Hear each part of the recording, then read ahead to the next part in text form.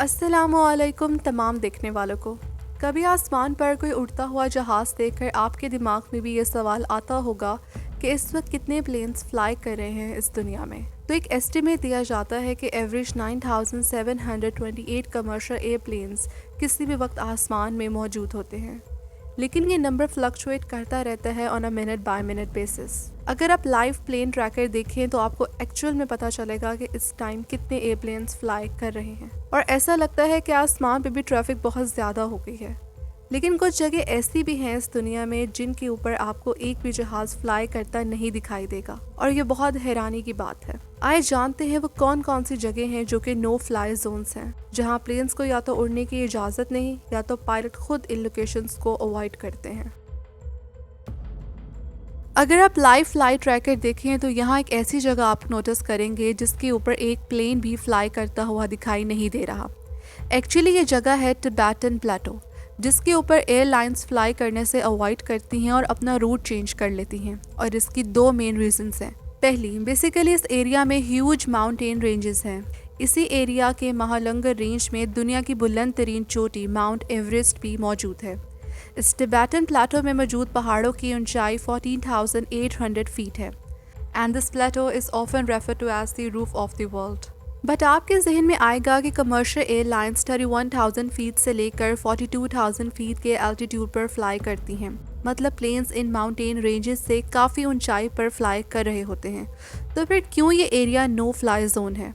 कभी कभार एयरप्लेन्स में कोई इशू आ जाता है, जैसे कि दो में से एक इंजन फेल हो जाता है या कोई और टेक्निकल फॉल्ट आ जाता है, तो एयरक्राफ्ट को इमरजेंसी में एल्टीट्यूड डिक्रीज करना पड़ता है और इसके बाद इमरजेंसी लैंडिंग भी करनी होती है।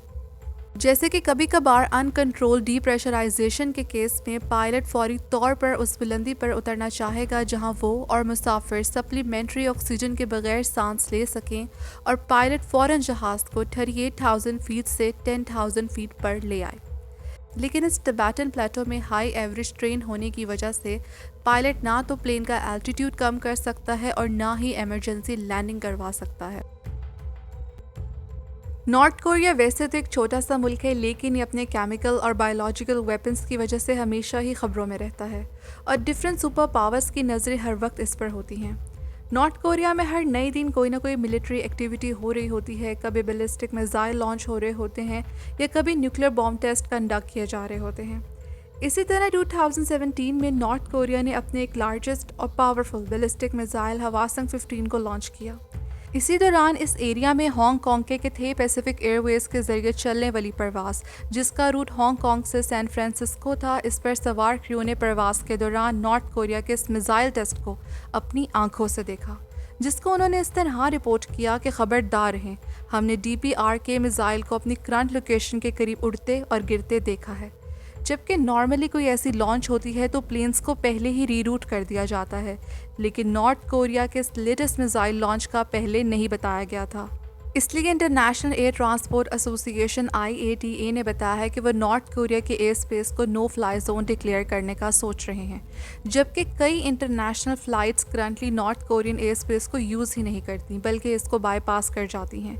जैसा कि आपको वीडियो में नज़र आ रहा है कि एक भी इंटरनेशनल फ़्लाइट नॉर्थ कोरिया के ऊपर फ्लाई नहीं कर रही। एरिया 51, इस जगह के बारे में बहुत सी रूमर्स फैली हैं और काफ़ी कंस्पिरेसी थ्योरी भी एसोसिएट की जाती हैं। अब वो सही है या गलत कुछ कहा नहीं जा सकता। बेसिकली एरिया 51 US एयरफोर्स का एक लेजिटिमेट ट्रेनिंग एरिया है, and what goes on inside is extremely secret. Even इस एरिया 51 में वार्निंग साइंस, इलेक्ट्रॉनिक सर्विलेंस और आर्म्ड गार्ड की मदद से पब्लिक को भी दूर रखा जाता है, और इस जगह के ऊपर कमर्शियल एयरप्लेन्स का फ्लाई करना इलीगल है। इवन ड्रोन्स का फ्लाई करना भी इलीगल है। अगर कोई प्लेन इस एरिया 51 में आ जाए तो वो पहले आपसे पूछेंगे, अगर कोई रिस्पॉन्स नहीं मिलेगा तो प्लेन को बिना किसी वार्निंग के तबाह कर दिया जाएगा।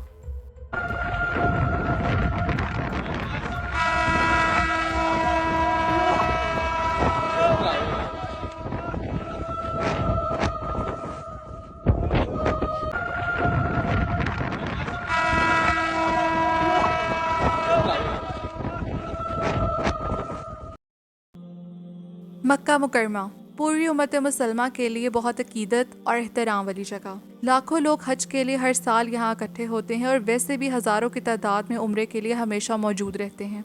इन लोगों के सेफ्टी पर्पसेस की वजह से कि कोई हादसा पेश ना आ जाए और जहाज़ों के इंजन से निकलने वाला शोर हाजियों और उम्रा ज़ायरीन की इबादत में खलल ना डाले, इस वजह से सऊदी हुकूमत ने मक्का मुकरमा को प्लेन्स के लिए नो फ्लाई जोन करार दिया है।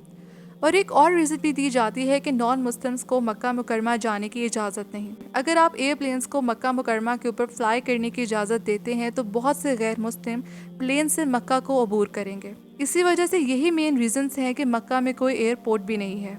यहाँ पर मैं एक और बात क्लियर कर दूँ कि क्लेम किया जाता है कि बर्ड्स और प्लेन्स खाना काबा के ऊपर इसलिए नहीं उड़ते क्योंकि ये जगह मैग्नेटिक अट्रैक्शन का मरकज़ सेंटर है, लेकिन बिल्कुल ऐसा नहीं है। सिर्फ रिलीजियस रीजंस हैं जिनकी वजह से मक्का को नो फ्लाई जोन करार दिया गया है, वरना अक्सर खाना काबा की छत के ऊपर कबूतर भी बैठे होते हैं और अक्सर दूसरे परिंदे खाना काबा के इर्द गिर्द भी उड़ रहे होते हैं। और मोस्टली हज के दौरान सिक्योरिटी पर्पसेस के लिए हेलीकॉप्टर भी मक्का मुकरमा के ऊपर फ्लाई करते हुए दिखाई दे रहे होते हैं।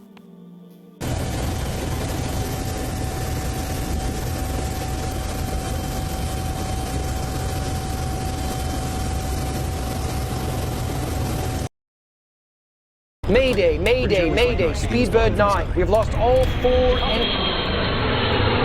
1982 24 जून को ब्रिटिश एयरवेज की बोइंग 747 ने अपना सफ़र लंदन से शुरू किया और इसकी डेस्टिनेशन थी ऑकलैंड।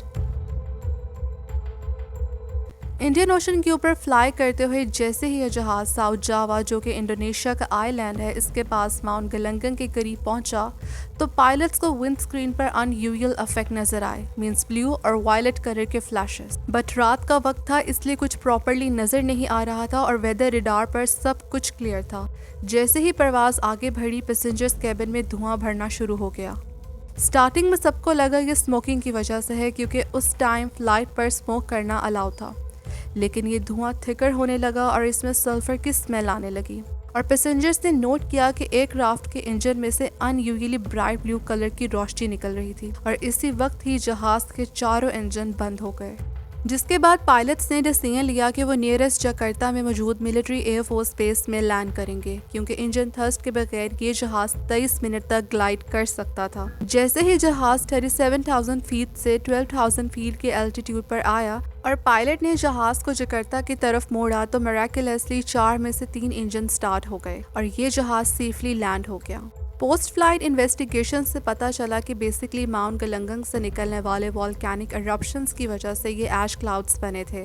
ये प्लेन इन क्लाउड्स में फ्लाई कर रहा था और इन बादलों में मौजूद धूल ने इंजनों को बंद कर दिया था क्योंकि जैसे ही एशेस इंजन में दाखिल हुई तो एक कंबशन चैम्बर में पिघल गई और फिर इंजन के मुख्तलिफ हिस्सों से चिपक गई थी, which lead to total engine failure. जिसके बाद इंडोनेशियन अथॉरिटीज़ ने माउंट गलंगन के अराउंड एयर स्पेस क्लोज कर दी थी क्योंकि इस वाक़े के एग्जैक्ट 19 डेज बाद सिंगापुर एयरप्लेन 747 जो इसी सेम एरिया से फ्लाई कर रहा था, उन्हें भी सेम सिचुएशन से गुजरना पड़ा और अथॉरिटीज़ ने एयरवेज का रास्ता तब्दील कर दिया।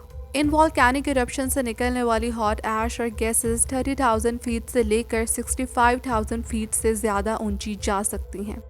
इन्हीं वॉल्केनिक इरप्शन की वजह से पैसिफिक ओशन में मौजूद एक एरिया को रिंग ऑफ फायर कहा जाता है क्योंकि पैसिफिक ओशन के इस पाथ पे एक्टिव वॉल्केनोज हैं। दुनिया के तकरीबन 3/4 डोर्मेंट वॉल्केनोज और एक्टिव वॉल्केनोज यहाँ मौजूद हैं। बहुत ज़्यादा वॉल्केनिक इरप्शंस की वजह से ये पूरा एरिया नो फ्लाई जोन है।